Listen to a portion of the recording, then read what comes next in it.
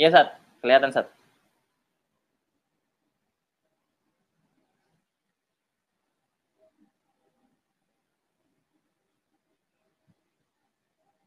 Oke, kita lanjut.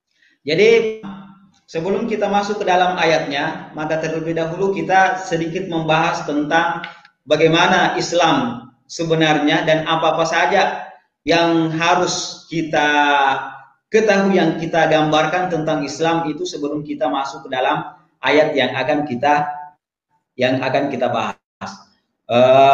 Pada kesempatan ini kita akan membahas tentang makna dukhulil islami kafatan, makna masuk Islam secara kafah. Di dalam Al-Quran, Allah Subhanahu wa Ta'ala menyebutkan kata-kata Al-Islam itu di 4 tempat, dan semua tempat-tempat tersebut menjelaskan tentang makanatul Islam, bagaimana posisi Islam seharusnya, bagaimana kita mendudukkan posisi Islam itu, begitu pula bagaimana Allah Subhanahu wa Ta'ala mendudukkan Islam di dalam kehidupan kita, sehingga apa? Sehingga kita nantinya dapat senantiasa menempatkan Islam sebagaimana Allah Subhanahu wa Ta'ala menempatkan Islam tersebut terhadap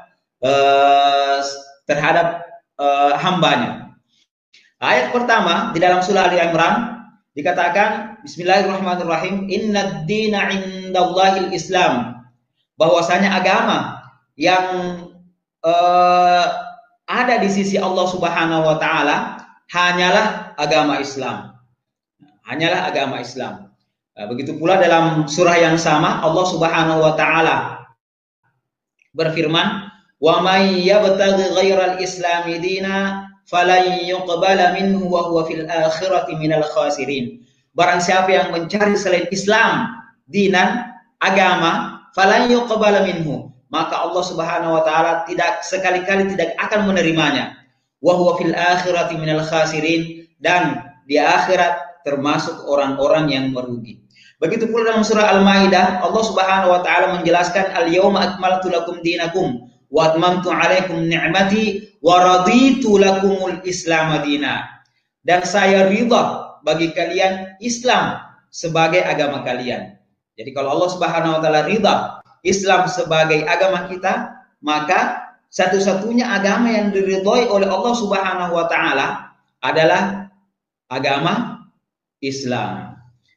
Satu-satunya agama, karena ini merupakan satu-satunya agama, maka kita harus menjadikan betul-betul Islam ini sebagai agama di dalam kehidupan kita. Begitu pula di dalam surah As-Saff Allah Subhanahu wa Ta'ala mengatakan, wa man adlamu mimman iftara 'ala Allahil kadhiba wa huwa yud'a ila al-Islam wallahu la yahdil qauma adh-dhalimin. Di dalam ayat ini Allah Subhanahu wa Ta'ala menjelaskan tentang posisi kedudukan al-Islam, dan di sini Allah Subhanahu wa Ta'ala mengatakan al-Islam, dan bukan dengan derivasi yang lain. Karena kenapa? Karena memang dengan adanya kata-kata al-Islam ini Allah Subhanahu wa Ta'ala ingin memberitahukan kepada kita bahwasanya satu-satunya agama yang bisa kita jadikan dan harus kita jadikan sebagai agama, sebagai pedoman hidup, sebagai pegangan hidup kita adalah agama Islam. Wa may yabtaghi ghairal islami dinan, dan agama-agama sebelum Islam ini itu tidak dikatakan sebagai agama Islam, meskipun ada derivasi daripada kata-kata aslama, yaitu mengatakan misalnya wa ana minal muslimin, wa ana minal muslimin. Al-muslimin di sini adalah makna Islam secara bahasa. Oke, oleh karena itu mungkin sedikit kita jelaskan tentang bagaimana sebenarnya makna Islam itu. Nah, jadi makna Islam secara bahasa adalah at-ta'atu wal inqiyad wal istislam. Di dalam sebagian buku-buku lugha dijelaskan bahwasanya Islam itu secara bahasa adalah at-ta'ah, ketaatan, wal inqiyad dan ketundukan, wal istislamu dan penyerahan diri. Nah, ini merupakan makna bahasa dari Islam. Makna bahasa dari Islam ini ini bisa diimplementasikan terhadap agama-agama selain terhadap agama-agama yang diturunkan oleh Allah Subhanahu wa taala. Nah, karena inti semua agama yang diturunkan oleh Allah Subhanahu wa taala adalah ketaatan. Begitu pula ketundukan dan penyerahan diri terhadap Allah Subhanahu wa taala. Nah, jadi ini bisa secara bahasa agama yang diturunkan mulai dari Nabi Adam sampai Nabi Isa alaihissalam. Nah, begitu pula yang diturunkan kepada Rasulullah Sallallahu Alaihi Wasallam itu bisa disebut sebagai Islam secara bahasa.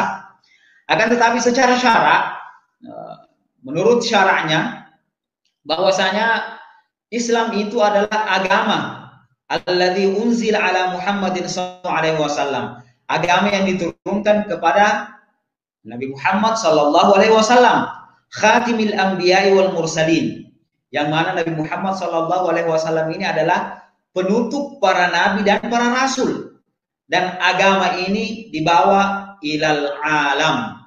Agama ini dibawa untuk ke seluruh alam. Nah, jadi ini agama yang khusus diturunkan kepada Rasulullah Sallallahu Alaihi Wasallam. Ketika kata-katanya itu adalah kata-kata Islam, al-Islam, maka yang menjadi konotasi syaraknya adalah bahwasanya agama tersebut adalah yang diturunkan kepada Rasulullah Sallallahu Alaihi Wasallam. Jadi ketika kita mengatakan wa may yabtaghi ghairal islami dinan, barang siapa yang mencari selain Islam agama, maka tidak akan diterima. Artinya apa? Agama, meskipun itu adalah agama samawi yang diturunkan oleh Allah Subhanahu wa taala, akan tetapi bukan agama yang diturunkan kepada Rasulullah Sallallahu Alaihi Wasallam, maka itu tidak akan diterima oleh Allah Subhanahu Wa Taala. Kenapa? Karena agama Islam adalah agama yang diturunkan terhadap Nabi dan Rasul penutup, dan agama ini ilal alam, agama ini diperuntukkan untuk keseluruhan alam. Ya, jadi berbeda dengan agama-agama sebelumnya. Agama-agama sebelum Islam itu cuma diturunkan kepada satu golongan tertentu atau satu kaum tertentu. Nah, sebagaimana Allah Subhanahu wa taala mengatakan wa ila 'adin akhahum hudan. Untuk kaum 'Ad diutus Nabi Hud. Wa ila Thamuda akhahum salihan. Untuk kaum Thamud diutus Nabi Saleh. Wa ila Madyana akhahum Syuaiban. Dan Nabi Syuaib diutus ke Madian. Nah, makanya agama-agama sebelum Islam ini tidak bisa diterapkan di seluruh dunia. Berbeda dengan agama Islam. Karena kenapa? Karena agama Islam ini shalihatun likulli zamanin wa makan. Itu dapat diterapkan pada setiap waktu dan setiap tempat. Dan ini diturunkan khusus untuk Rasulullah Sallallahu Alaihi Wasallam. Nah, bagaimana risalah daripada agama Islam ini? Allah Subhanahu wa taala telah menjelaskan bahwasanya risalah yang diturunkan kepada Rasulullah Sallallahu Alaihi Wasallam, yaitu agama Islam, itu untuk seluruh alam. Makanya Allah Subhanahu wa taala mengatakan wa ma arsalnaka illa rahmatan lil alamin, dan tidaklah kami mengutusmu wahai Muhammad illa rahmatan lil alamin, kecuali rahmat bagi seluruh alam. Jadi rahmatan lil alamin sebagai rahmat, sebagai memberikan petunjuk untuk seluruh alam. Berbeda dengan agama-agama sebelumnya yang hanya diperuntukkan untuk satu golongan tertentu.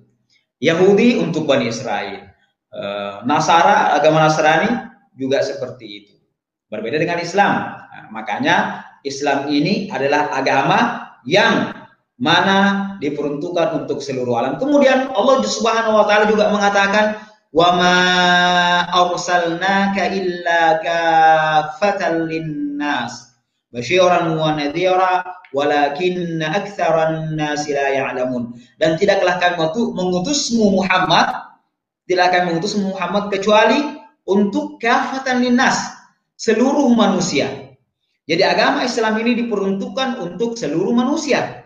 Karena agama Islam ini diperuntukkan untuk seluruh manusia, maka kita sebagai orang Islam harus menerapkan Islam ini kepada diri kita, begitu pula mendakwakan Islam ke seluruh manusia, bukan justru memusuhi orang lain selain dari yang beragama Islam.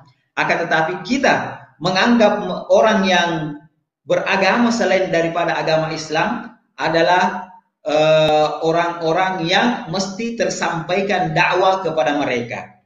Karena kenapa? Karena Allah Subhanahu wa taala mengutus Rasulullah sallallahu alaihi wasallam, dan Rasulullah sallallahu alaihi wasallam diutus kepada umat Muhammad ini dengan agama Islam. Selanjutnya Rasulullah sallallahu alaihi wasallam tentang risalahnya, beliau mengatakan kana kullu nabiyyin yub'atsu ila qaumihi khassatan. Bahwasanya semua nabi sebelum Rasulullah sallallahu alaihi wasallam itu diutus ila qaumihi khassatan, diutus ke kaumnya secara khusus. Wa bu'itsu, dan saya, kata Rasulullah sallallahu alaihi wasallam, diutus ilan nasi kafatan, kepada manusia secara keseluruhan. Jadi risalah agama Islam diperuntukkan untuk seluruh manusia, bukan cuma diperuntukkan oleh orang Arab untuk orang Arab, ataukah orang Indonesia saja, atau orang Asia saja, atau orang India, orang Pakistan dan lain sebagainya. Bukan cuma untuk golongan-golongan atau tempat-tempat tersebut, akan tetapi ilan nasi kafatan, ilan nasi kafatan, kepada manusia secara keseluruhan. Begitu pula Rasulullah SAW mengatakan, anal atibu fala nabiyya ba'di, saya ini adalah yang terakhir datang, anal aqib, yang terakhir datang, fala nabiyya ba'di, maka tidak ada nabi setelah saya, tidak ada nabi setelah Rasulullah Sallallahu Alaihi Wasallam. Dan di dalam hadis lain Rasulullah Sallallahu Alaihi Wasallam juga menjelaskan bahwasanya para nabi diutus kepada tiap-tiap kaum itu untuk membawa risalah masing-masing untuk kaumnya. Sebagai apa? Sebagai pendahuluan terhadap risalah yang akan dibawa oleh Rasulullah Sallallahu Alaihi Wasallam, yaitu Islam. Dan Rasulullah Sallallahu Alaihi Wasallam mengatakan bahwasanya saya adalah pisis terakhir. Saya adalah kalau diibaratkan kata Rasulullah sallallahu alaihi wasallam bangunan, maka saya adalah batu bata terakhir yang diperuntukkan untuk bangunan tersebut. Artinya apa?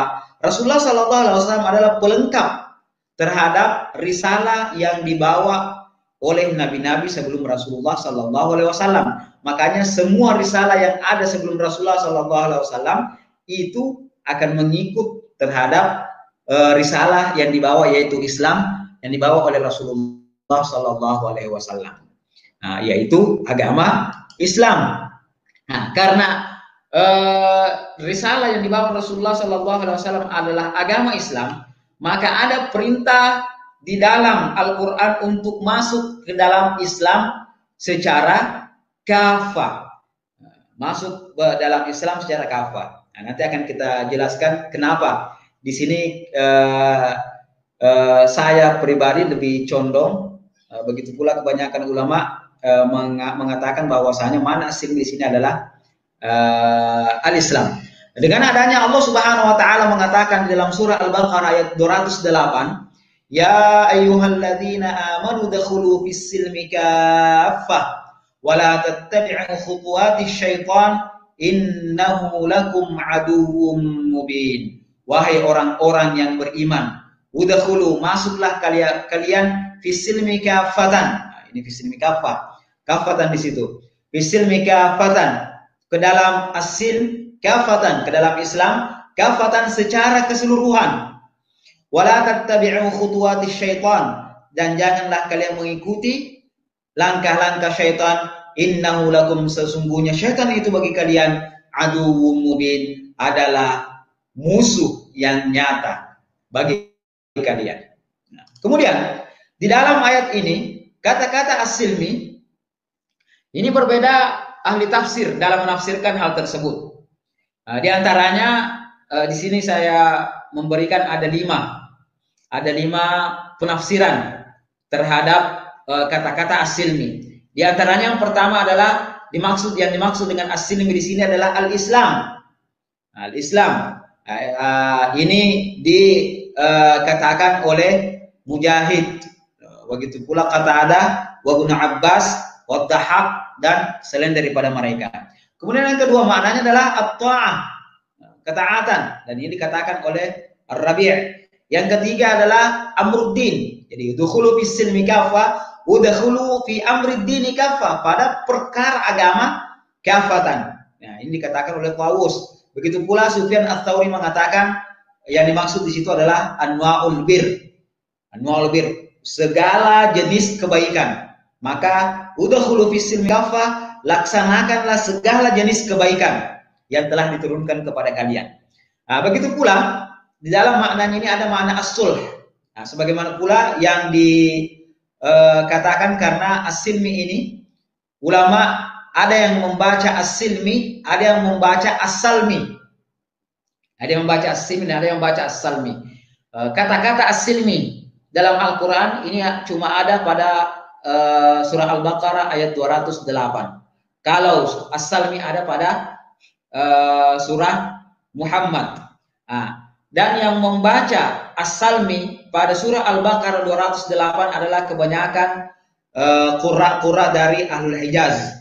Ahlul Hijaz, Madinah, Makkah, begitu pula yang ada di Yaman. Adapun Ahlul Kufah, Al-Kufiyun, para qurra, kebanyakan qurra, banyak qurra yang berasal dari Kufah, Al-Kufiyun, itu membaca as-silmi. Ya ayyuhalladzina amanu dakhulu fis silmi kafatana. Yang membaca fathah as-salmi, yang kebanyakan mereka Ahlul Hijaz, memberikan makna bahwasanya makna as-salmi di sini adalah al-musalamah. Keselamatan, saling memberikan keselamatan. Tidak memberikan kemudaratan. Bima'na, maknanya adalah udkhulu fis sulhi.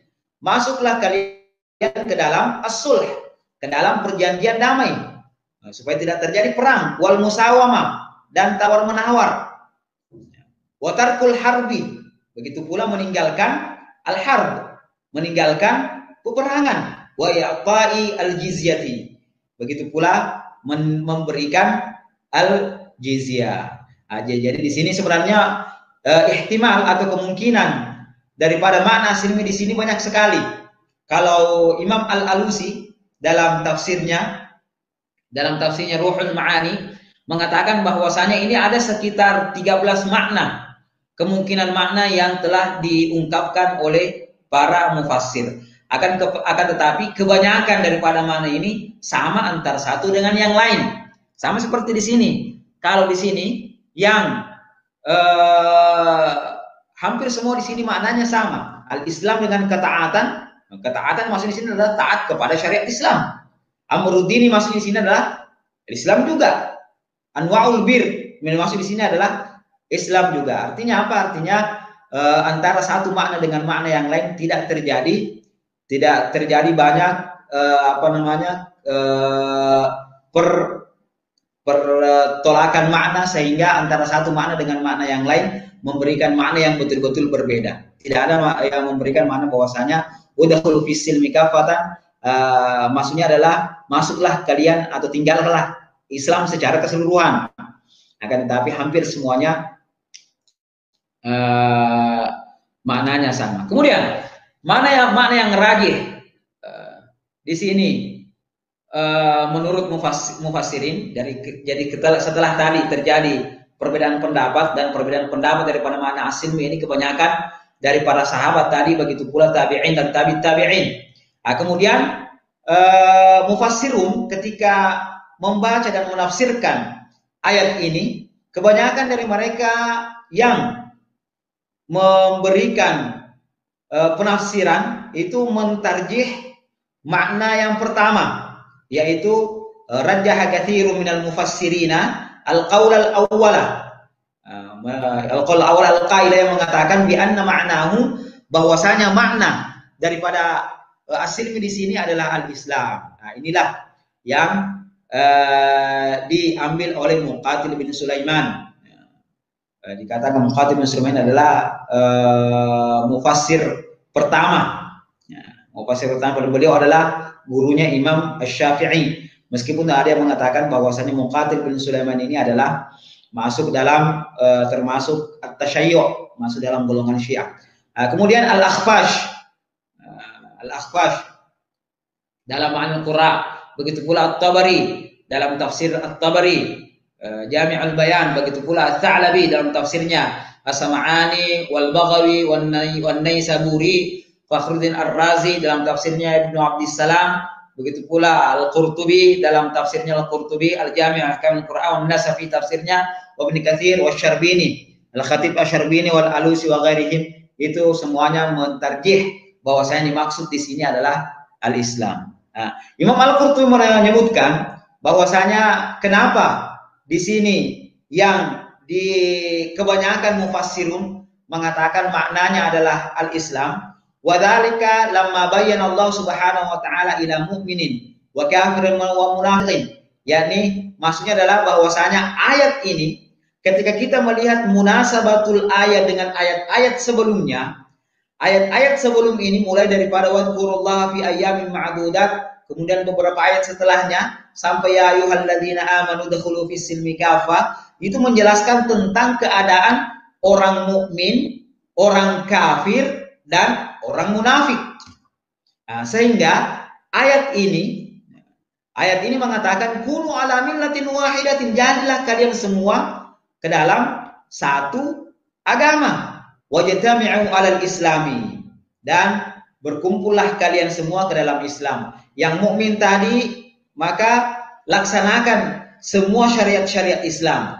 Yang kafir masuklah ke dalam Islam. Yang munafik hentikan kemunafikan dan masuklah ke dalam Islam secara keseluruhan. Jangan sampai cuma perbuatan dan perkataan saja yang Islami, ternyata di dalamnya tidak menunjukkan Islam. Maka masuklah kalian ke dalam Islam secara keseluruhan. Begitu pula ada beberapa hal juga yang disebutkan oleh Imam At-Tabari, sehingga makna yang dirajihkan oleh kebanyakan mufassir di sini adalah maknanya al-Islam. Selanjutnya, as-silmi di dalam ayat ini ulama juga berbeda pendapat. Fiman umira bid-dukhuli fis silmi kafatan, terhadap siapa yang diperintahkan untuk masuk ke dalam agama Islam di sini secara keseluruhan. Ada 3 pendapat ulama di dalam ayat ini terhadap mukhatab ayat yang kita bacakan tadi. Yang pertama pendapat tersebut adalah mengatakan bahwasanya annal ma'mura biha al-muslimun, bahwasanya yang diperintahkan al-mukhatabu di sini ya ayyuhalladzina amanu dakhulu, masuklah kalian semua, adalah al-muslimun, adalah orang-orang muslim. Wa dukhulu fis silmi, dan adapun maksud daripada masuknya seseorang di dalam Islam adalah al-amalu bi syara'i'il islami kulliha, adalah melaksanakan semua syariat Islam kulliha, secara keseluruhan, tanpa ada satupun daripada syariat Allah Subhanahu wa taala yang ditinggalkan. Tidak ada yang boleh ditinggalkan, tetapi harus melaksanakan semua syariat-syariat Allah Subhanahu wa taala secara keseluruhan. Ini merupakan perkataan Mujahid dan Qatadah. Kemudian yang kedua, ada juga yang mengatakan bahwasanya ayat ini diturunkan untuk ahlul kitab. Ahlul kitab adalah umat-umat sebelum Rasulullah Shallallahu Alaihi Wasallam diutus, yang mana mereka diberikan Alkitab, seperti umat Nasrani diberikan Injil, Yahudi diberikan Taurat, begitu pula Az-Zabur yang diberikan kepada umat-umat sebelumnya. Jadi yang diberikan kitab di sini ataukah diberikan As-Suhuf, kalau masih ada sampai sekarang, maka itu adalah ahlul kitab. Amanu biman salafa minal anbiya. Biasanya ahlul kitab ini mereka semua percaya terhadap nabi-nabi sebelum nabi yang diutus kepada mereka. Makanya semua agama-agama yang diturunkan oleh Allah Subhanahu wa taala itu semuanya di dalam kitab-kitab mereka ada kisahnya Nabi Adam alaihissalam. Karena kenapa? Karena mereka percaya terhadap nabi-nabi yang telah diutus sebelumnya. Fa umiru, mereka ini diperintahkan bidukhuli fil islami, masuk ke dalam Islam. Wa huwa qaul Ibnu Abbas, ini merupakan perkataan Ibnu Abbas wa Dhahhak. Kemudian yang ketiga, bahwasanya ini diturunkan kepada Tha'labah wa Abdullah bin Salam wa ibn Bunyamin wa Asad wa Usaid ibnai Ka'ab wa Sa'id bin Amr wa Qais bin Zaid, kulluhum min Yahud. Semuanya adalah dari masuk dalam orang-orang Yahudi. Yang mana mereka berkata kepada Rasulullah Sallallahu Alaihi Wasallam, sebagaimana kita ketahui bahwasanya orang-orang Yahudi yang tinggal di Madinah, mereka sebenarnya merekalah yang mendakwakan bahwasanya akan ada nabi yang diutus terakhir, dan mereka mengharapkan bahwasanya itu nantinya adalah merupakan golongan mereka. Akan tapi ketika Rasulullah Sallallahu Alaihi Wasallam datang bukan dari Bani Israel, maka di antara mereka atau kebanyakan dari mereka membangkang dan tidak mau menerima. Nah, di antaranya ini mereka mengatakan kepada Rasulullah Sallallahu Alaihi Wasallam, ini orang Yahudi, yauma sabt kunna nu'azzimuhu wa nasbitu fihi, pada hari Sabtu kami mengagungkannya dan kami beribadah, nasbitu fihi, menjadikan hari Sabtu itu sebagai hari agama kami. Wa inna Taurata, dan Taurat merupakan kitab Allah Ta'ala, kitab Allah Subhanahu Wa Ta'ala. Fada'na, maka biarkanlah kami, kata mereka, falnasum naharana billail, maka kami akan berpuasa naharana billail, puasanya siang dan malam, jadi disambung antara siang dan malam. Kemudian fanuzilat hadhihi al-ayat, dan diturunkanlah ayat ini. Nah, di antara dari ketiga perbedaan pendapat ini, kalau mengatakan bahwasanya makna as-silmi adalah al-Islam, maka ketiga makna, apakah itu mengatakan Muslim, Ahlul Kitab, atau kepada golongan orang Yahudi ini, semuanya bisa masuk kalau kita mengatakan bahwasanya makna yang tepat atau makna yang dapat diambil atau makna yang dirajihkan daripada kata as-silmi di sini adalah al-Islam. Dan ini pula lah yang dipahami oleh orang-orang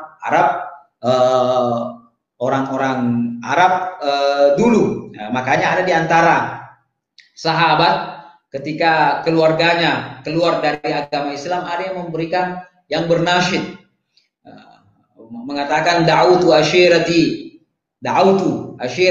ila silmi lamma ra'aituhum tawallau mudabirina. Saya katanya mengajak ashirati, keluargaku, ila silmi, untuk masuk kembali ke dalam Islam. Lama, ketika ra'aituhum tawallau mudabirina, ketika saya melihat mereka wallau mudabirina, keluar daripada agama Islam. Makanya Islam di sini maksudnya adalah dukhul fis silmi kafah, makna yang rajih atau makna yang bisa kita jadikan sebagai patokan sebagaimana yang dikatakan oleh kebanyakan ahli tafsir. Mereka mengatakan bahwasannya itu adalah al-Islam. Dan Hudzaifah Ibnul Yaman ketika membahas tentang ayat ini, beliau mengatakan bahwasanya al-Islamu thamaniyatu ashumin. Islam itu, kata Hudzaifah bin Yaman, ada 8 bagian. As-salatu sahmun, salat 1 bagian. Az-zakatu sahmun, zakat 1 bagian. Was-saumu sahmun, wal hajju sahmun, wal umratu sahmun, wal jihadu sahmun, wal amru bil ma'rufi sahmun, wan nahyu 'anil munkari sahmun. Jadi ini ada 8 katanya saham atau bagian daripada Islam yang harus senantiasa kita perhatikan dan harus kita laksanakan ketika syarat dan rukunnya bagi ulama yang telah dibahas oleh para ulama terpenuhi. Karena tiap-tiap dari salat, zakat, puasa, haji, umrah, jihad, amru bil ma'ruf wan nahyi 'anil munkar, semuanya memiliki syarat-syarat tertentu. Nah, kemudian beliau mengatakan waqad dhaba dan sungguh hancur man la sahma lahu fil Islam, yang tidak ada sahamnya sama sekali, tidak pernah salat, tidak pernah zakat, puasa, haji, umrah, jihad, amr bin ma'ruf wa nahy anil munkar di dalam Islam. Nah, oleh karena itu ketika kita mengatakan ini dikatakan bahwasanya Hudzaifah bin Yaman mengatakan bahwasanya Islam itu ada 8 bagian. Nah, kemudian bagaimana sebenarnya kita melihat Islam ini, Islam sebagai agama, Islam sebagai agama di sini dapat dilihat sebenarnya ruang lingkup apa saja yang mencakupi di dalamnya Islam itu dapat kita lihat di dalam hadis Ummus Sunnah. Kalau dalam Al-Quran ada hadis Ummul Quran. Kalau di hadis ada namanya hadis Ummus Sunnah. Kenapa dikatakan Ummul Quran, yaitu surah Al-Fatihah? Karena semua makna Al-Quran sebagaimana dikatakan oleh para ulama itu terdapat di dalam surah Al-Fatihah. Begitu pula Ummus Sunnah, hadis Ummus Sunnah. Kenapa dikatakan ini hadis adalah hadis Ummus Sunnah? Karena hadis ini mencakupi semua makna as-sunnah, seluruh makna as-sunnah masuk di dalam hadis ini. Yaitu hadisnya hadis Jibril yang diriwayatkan oleh Muslim. Ini merupakan hadis kedua di dalam hadis Al-Arba'in An-Nawawi yang diriwayatkan oleh Umar bin Khattab. Yaitu ini hadisnya agak panjang. Itu ketika para sahabat duduk-duduk bersama Rasulullah SAW pada satu hari, kemudian tala alaina rajulun, datang seorang laki-laki yang sangat putih pakaiannya, kemudian sangat putih juga rambutnya. Kemudian di dalam hadis ini orang tersebut bertanya 4 hal kepada Rasulullah SAW. Yang pertama ditanyakan adalah akhbirni anil Islam. Akhbirni anil Islam. Kemudian yang kedua ditanyakan adalah al-iman. Dan yang ketiga ditanyakan adalah al-ihsan. Hari kiamat akan datang. Semua pertanyaan yang diajukan oleh orang tersebut dijawab oleh Rasulullah SAW. Sampai sahabat pada waktu itu mereka semua bingung. Kenapa ini ada orang yang bertanya, kemudian dia sendiri juga yang membenarkan jawaban dari Rasulullah SAW. Kemudian ketika orang tersebut telah pergi, Rasulullah SAW bertanya kepada Umar. Rasulullah bertanya kepada Umar, ya Umar, ada dari manis sa'il? Apakah engkau tahu siapa yang bertanya tadi? Qultu, karena di sini oleh Umar bin Khattab, qultu, kemudian Umar mengatakan, Allahu wa rasuluhu a'lam. Allah dan Rasulnya yang mengetahui. Qala, kemudian Rasulullah SAW mengatakan, fa innahu Jibrilu alaihi salam. Dia adalah Jibril alaihi salam. Atakum alimukum dinakum. Dia datang kepada kalian yu'allimukum, untuk mengajarkan kalian. Nah, jadi agama kalian, agama Islam di sini ini sekurang-kurangnya mencakupi 3 hal yang pertama, yaitu pertanyaan al-Islam, pertanyaan tentang al-iman, dan pertanyaan tentang al-ihsan. Artinya apa? Ketiga hal ini yang merupakan pilar-pilar, yang merupakan al-Islam ini mencakupi makna syariat, syariat atau fikih. Kemudian al-iman di sini mencakupi makna iman atau akidah Islamiyah, dan al-ihsan di sini mencakupi makna akhlak. Makanya itu mencakupi 3 hal: akidah, syariat, dan akhlak. Akidah, syariat, dan akhlak. Dan ini pula lah yang pernah kita jelaskan bahwasanya ketiga hal ini adalah sesuatu yang harus dan wajib hukumnya untuk kita pelajari. Dan kita katakan bahwasanya ini merupakan ulumul maqasid, ilmu yang mempelajari tentang ketiga hal ini adalah ulumul maqasid. Artinya apa? Artinya ilmu pokok. Yang mana ilmu pokok ini harus dipelajari oleh orang Islam. Karena kenapa? Karena ketiga hal ini yang berkaitan langsung dengan aktivitas keseharian kita. Dan ketika ketiga hal ini telah kita laksanakan secara sempurna, maka insya Allah kita akan menjadi seorang muslim yang hakiki. Akidahnya adalah akidah Islamiyah. Ada di dalamnya rukun iman sebagaimana yang disebut oleh iman kepada Allah, malaikatnya, rasul-rasulnya, kitab-kitabnya, hari akhir, dan iman terhadap al-qada wal qadar, bukan iman terhadap qada dan qadar. Kemudian ini iman terhadap qada dan qadar, ya, hilang qafnya.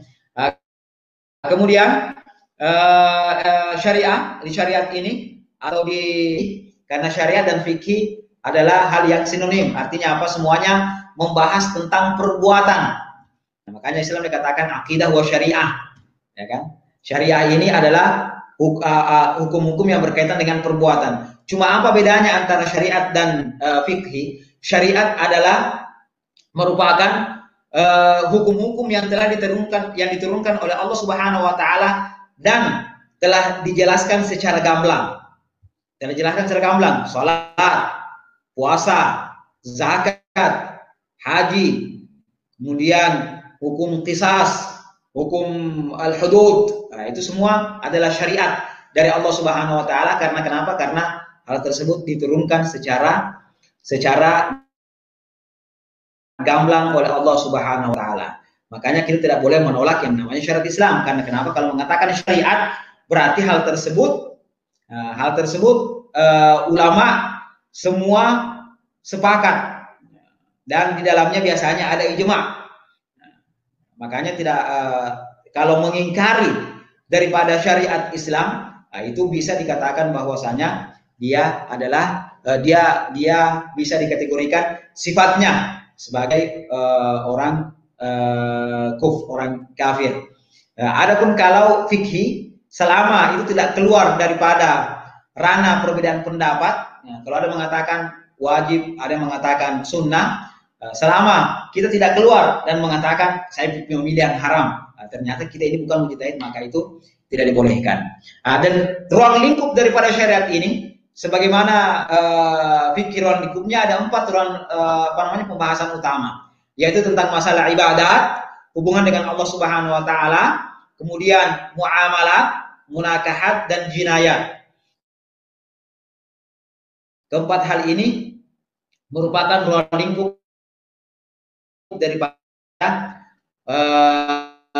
syariat. Dan terakhir adalah yang menguangkannya memperbaiki hati, bagaimana caranya memperbaiki semua anggota badan sehingga semua anggota badan kita ini bisa semuanya dipakai untuk beribadah kepada Allah Subhanahu wa taala dan bukan justru bermaksiat kepada Allah Subhanahu wa taala. Allah Subhanahu wa taala telah memberikan kepada kita lisan. Lisan ini dijadikan sebagai sarana untuk beribadah, bukan sarana untuk bukan sarana untuk bermaksiat kepada Allah Subhanahu wa taala. Allah Subhanahu wa taala memberikan kepada kita mata, hidung, telinga, dan sebagainya. Kemudian sehingga apa? Sehingga dengan memperbaiki hati dan anggota tubuh, wa yatakhallaqu bi akhlaqin mahmudah. Seorang muslim berakhlak dengan akhlak yang baik dan menghindari akhlak yang madhumah. Sehingga apa? Ketiga hal ini, ketika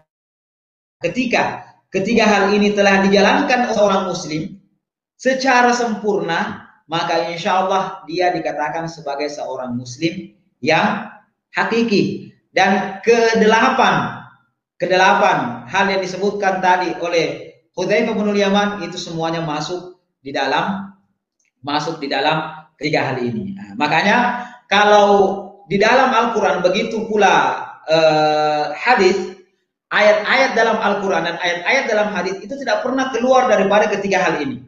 Apakah ayat tersebut berhubungan dengan akidah, atau ayat tersebut berhubungan dengan syariah, atau ayat tersebut berhubungan dengan akhlak. Nah, makanya karena tidak pernah keluar daripada ketiga hal ini, maka ketiga hal inilah yang dijadikan sebagai ruang lingkup ajaran agama Islam yang harus kita perhatikan dan harus kita laksanakan dan harus kita adakan ketika hal tersebut tidak ada. Oke, jadi dengan kata lain bahwasanya segala lini kehidupan itu diatur dalam Islam. Apakah kehidupan individu? Nah, individu di sini, apakah individu ini hubungannya dengan Allah Subhanahu wa taala ataukah hubungannya dengan dirinya sendiri? Ataukah fil mujtama, di satu komunitas, hubungannya dengan orang lain? Begitu pula hubungannya dengan tempatnya. Jadi bukan cuma terhadap orang saja, akan tetapi juga terhadap yang lain. Allah Subhanahu wa taala sudah mengaturnya di dalam syariatnya. Begitu pula telah dijabarkan oleh para ulama di dalam buku-buku fikih. Di antaranya misalnya bermuamalah dengan hewan ternak, ya kan? Wajib hukumnya bagi orang yang memiliki hewan ternak, sebagaimana yang disebutkan oleh para ulama, wajib hukumnya mereka untuk memberikan makan. Wajib hukumnya untuk memberikan makan. Ini hubungan apa? Bukan hubungan kepada manusia, kan, tapi hubungan kepada binatang. Jadi kalau kita memiliki binatang, wajib hukumnya untuk memberikan makanan. Begitu pula terhadap lingkungan sekitar, haram hukumnya kita merusak lingkungan sekitar, sebagaimana juga merusak tanah dan lain sebagainya. Makanya di antara ulama ada yang mengatakan bahwasanya haram hukumnya menanam tebu di tempat menanam padi, di mazra'ah, menanam tebu. Karena kenapa? Karena tebu katanya dapat merusak tekstur tanah. Nah, begitu pula Islam juga mengatur dalam ad-daulah, dalam bernegara. Nah, sebagaimana tadi di dalam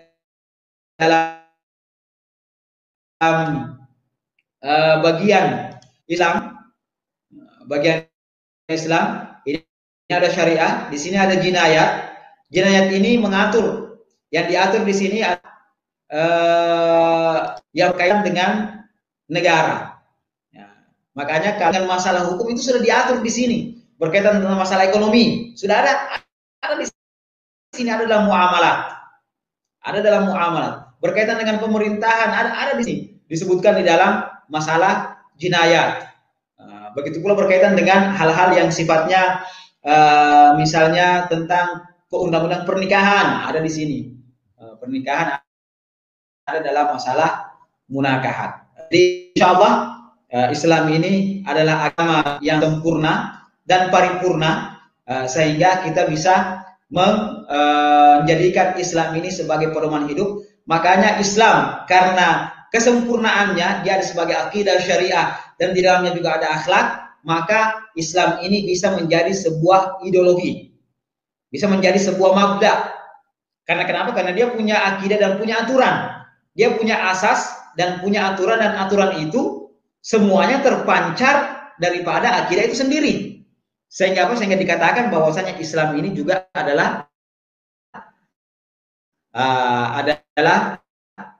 mabda. Karena mabda, maka Islam ini bisa mengatur ad-daulah, bisa mengatur negara, apakah dari segi ekonomi, dari segi politik dan lain sebagainya. Makanya banyak ayat-ayat, begitu pula hadis-hadis yang berkaitan dengan pemerintahan, yang berkaitan dengan masalah politik. Misalnya atiullah wa atiur rasul wa ulil amri minkum, ya kan? Dan lain sebagainya, banyak sekali hal-hal yang berkaitan dengan masalah politik. Sehingga apa? Sehingga kita tidak bisa melepaskan Islam ini dan mengatakan Islam tidak mengatur negara, Islam tidak mengatur tentang sistem politik, Islam tidak mengatur sistem ekonomi dan lain sebagainya. Tetapi itu semua diatur, mulai dari diri pribadi, mujtama dan negara. Dan inilah makna daripada kita masuk Islam secara keseluruhan. Semua hal-hal yang harus minimal semua hal-hal yang harus kita ambil, yang diwajibkan kepada kita, itu semua dikerjakan. Minimal itu. Minimal semua hal yang diwajibkan kepada, karena ada perintah di dalamnya bukan hal yang wajib. Seperti perintah dalam Al-Qur'an yang memerintahkan kepada kita untuk menulis utang. Ya ayyuhalladzina amanu idza tadayantum bidainin ila ajalin musamman faktubu. Maka tulislah, ini perintah. Akan tetapi di situ tidak bermakna wajib.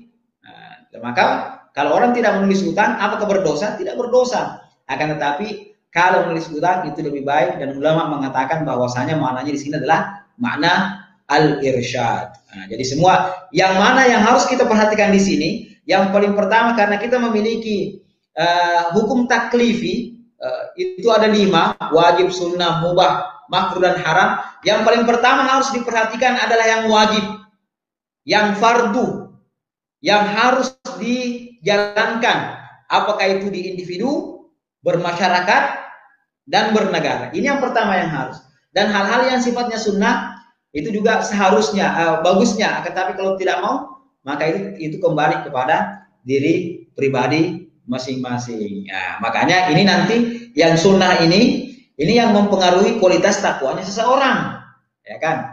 Makanya Allah Subhanahu wa taala mengatakan inna akramakum indallahi atqakum. Bahwasanya orang paling mulia di antara kalian adalah orang yang paling tinggi takwanya. Siapa yang paling banyak melaksanakan perintah-perintah Allah Subhanahu wa taala, melaksanakan yang wajib plus yang sunnah, begitu pula yang mubah yang dekat dengan as-sunnah, dan meninggalkan yang makruh, begitu pula yang haram plus hal yang mubah yang dekat daripada kemakruhan. Nah, makanya harus secara komprehensif. Karena kenapa? Karena Islam ini adalah agama yang kamil mutakamil, sempurna dan saling menyempurnakan. Sempurna dan saling menyempurnakan. Mau melaksanakan sistem ekonomi itu tidak akan bisa melaksanakan sistem ekonomi secara sempurna tanpa ditopang dengan sistem politik Islam. Nah, dan ini yang dikatakan, pernah dikatakan ketika kami di Al-Azhar, mata kuliah sistem pendidikan sistem ekonomi An-Nizam al-Iqtisadi fil Islam, itu dikatakan An-Nizam al-Iqtisadi fil Islam tidak akan bisa diterapkan secara sempurna tanpa ditopang dengan lain yang berhubungan dengan sistem perekonomian tersebut. Nah, makanya tidak boleh mengambil satu dengan ataukah mengatakan saya cuma ambil ini dan ini tidak mau saya ambil. Nah, makanya Allah Subhanahu wa taala menjelaskan innal ladzina yakfuruna billahi wa rusulihi,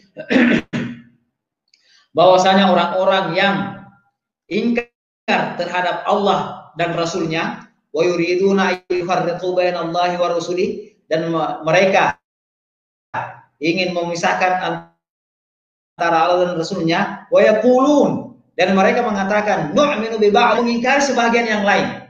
Nah, kufur di sini artinya mengingkari, betul mengingkari, tidak menjadikannya sebagai misalnya kalau itu adalah hal keimanan, tidak menjadikannya sebagai hal yang harus diimani.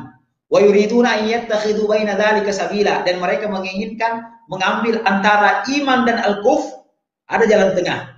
Mereka menginginkan mengambil ayat takhidhu baina dzalika al-iman wal-kufr, jalan tengah. Iman dan al-kufr ini merupakan antonim, sebagaimana yang disebutkan oleh Al-Allamah Ibnu Manzur dalam Lisanul Arab. Beliau mengatakan bahwasanya al-kufr itu adalah naqidul iman. Kufur itu adalah antonim daripada al-iman. Nah, jadi ketika mengatakan al-iman dalam Al-Quran, maka yang dimaksud adalah iman kepada Allah Subhanahu wa taala.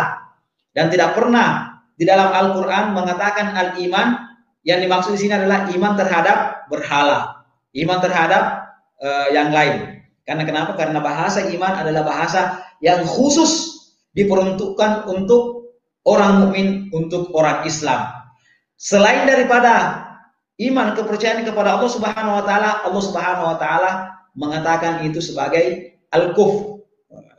Laqad kafara alladziina qalu innallaha tsalitsu tsalatsa. Sungguh kafir orang yang mengatakan bahwasanya Allah itu tsalitsu tsalatsa dan lain sebagainya. Tidak pernah Allah Subhanahu wa taala mengatakan beriman terhadap hal tersebut, akan tetapi mengatakan kafara qalu. Wa yuridu yattakhidhu baina dzalika sabilan, ingin mengambil antara keimanan dan kekafiran ini jalan. Iman di sini adalah iman secara sempurna, iman secara totalitas kepada Allah Subhanahu wa taala. Tidak boleh mengambil jalan tengah. Nah, kalau mengambil jalan tengah maka ulaika humul kafirun haqqan, mereka itu yang tadi itu ladzina yakfuruna billahi wa rasulihi, ataukah yufarriqu bainallahi wa rasulihi, dia cuma beriman kepada Allah. Ulaika humul kafirun haqqan, mereka adalah kafir yang sebenar-benarnya. Wa a'tadna lil kafirina adzaban muhina, dan kami menyiapkan terhadap orang-orang kafir tersebut azaban muhinan, azab yang menghinakan. Nah, oleh karena itu kita harus berislam, mengambil dari akidah, syariah dan akhlak. Akidahnya harus akidah Islam, syariatnya harus syariat Islam yang diterapkan apakah itu di individu, mujtama ataukah masyarakat dan negara, begitu pula berakhlak dengan akhlak yang Islami. Dan akhlak ini juga sebagian diantaranya adalah perintah yang diperintahkan oleh Allah Subhanahu wa taala, sehingga menjadi diantara daripada akhlak ini juga menjadi hukum syara, dan diantaranya juga ada yang menjadi pelengkap terhadap hukum syara yang ada untuk menggambarkan diri kita orang muslim betul-betul sebagai seorang muslim yang hakiki. Nah, terus bagaimana caranya kita tahu bahwasanya ini akhlak merupakan bagian daripada Islam? Nah, untuk sampai ke sana maka kita harus mengambil sumber-sumber hukum atau sumber-sumber informasi di dalam Islam itu hanya dari hal. Jadi sumber-sumber yang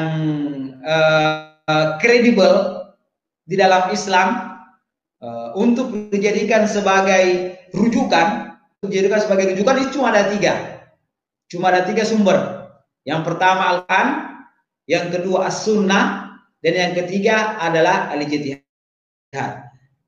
Yang ketiga adalah al-ijtihad. Cuma ini, selain daripada ketiga hal ini maka itu tidak diterima di dalam Islam. Ya.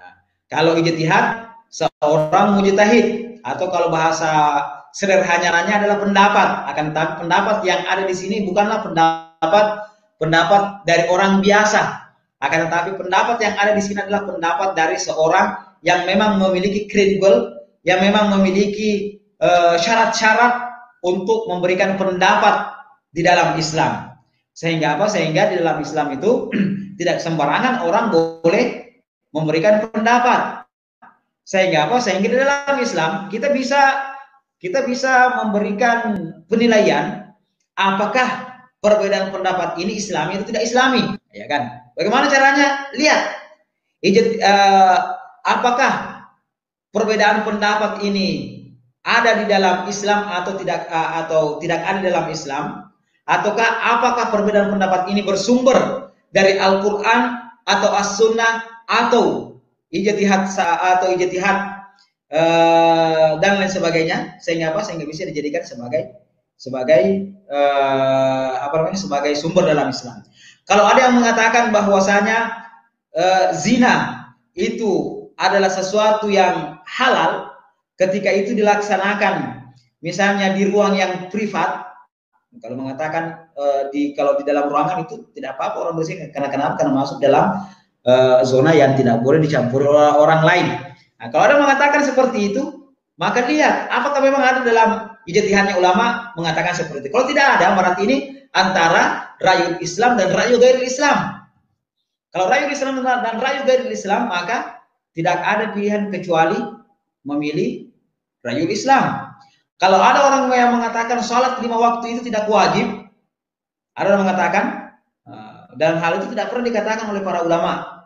Nah, maka kita mengatakan bahwasanya ini antara rayul Islam dan rayul ghairil Islam. Karena kenapa? Karena mengatakan bahwasanya sholat itu tidak wajib adalah orang-orang yang tidak percaya sama Islam. Nah, kecuali ke dalam Islam itu adalah ijtihad dan ada perbedaan pendapat ulama di dalamnya.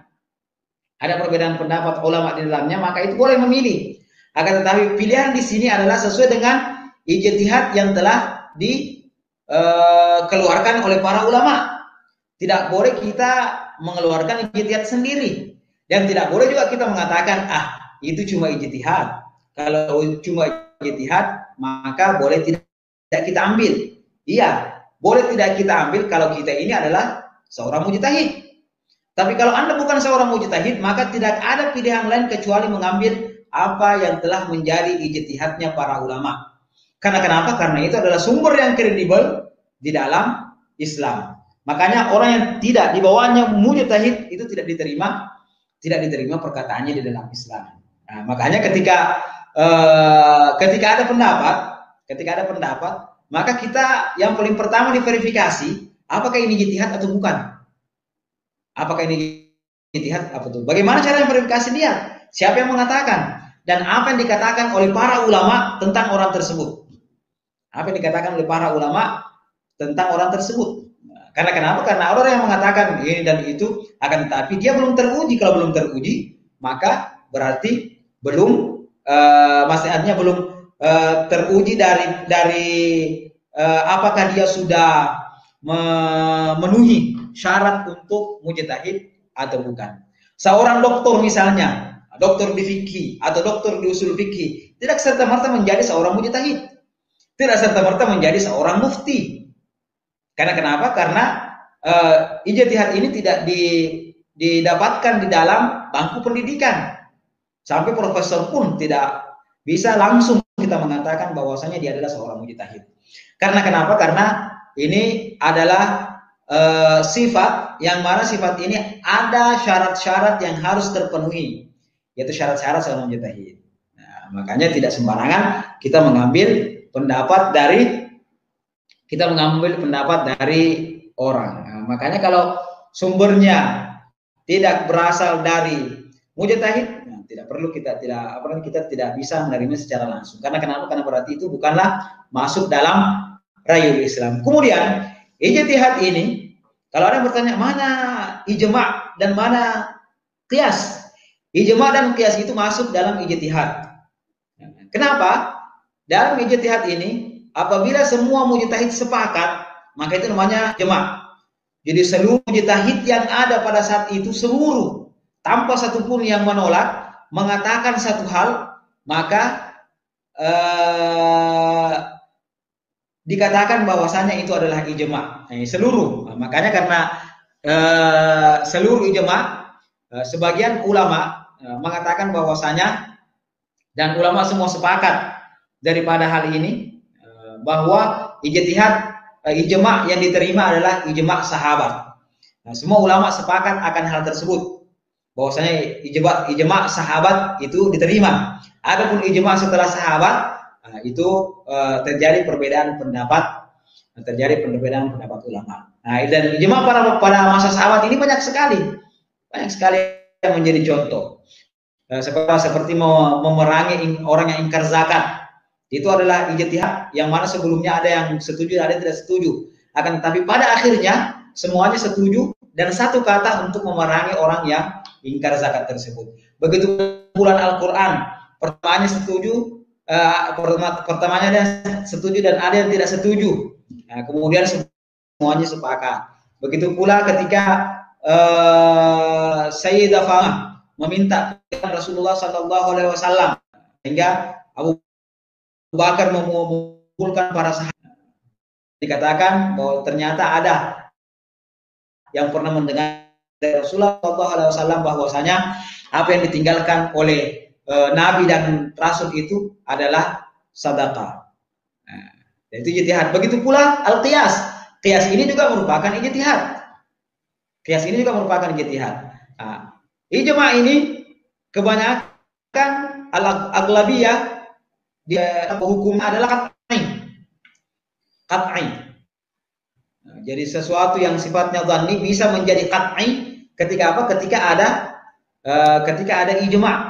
Nah, begitu pula al-qiyas. Qiyas ini diantaranya ada yang dhanni, diantaranya pula ada yang qat'i. Nah, sehingga ini kita bisa mengambil hal-hal yang ada di dalamnya. Kalau sudah ada ijma' sahabat, apalagi kalau ijma' sahabat, maka tidak boleh membahas setelahnya. Mau tidak mau kita harus mengambil apa yang telah diijma'kan oleh sahabat tersebut. Kenapa? Karena di antara syaratnya seorang mujtahid adalah tahu tempat-tempat, sehingga apa? Karena di antara faedah daripada ijma adalah suqutul bahthi, adalah jatuhnya al-bahth, jatuhnya pembahasan. Artinya apa? Tidak boleh lagi dibahas setelah maka tidak boleh lagi ada pembahasan setelahnya yang dapat clear kesepakatan yang sudah dilakukan oleh ulama-ulama atau mujtahid sebelumnya. Nah, jadi mungkin inilah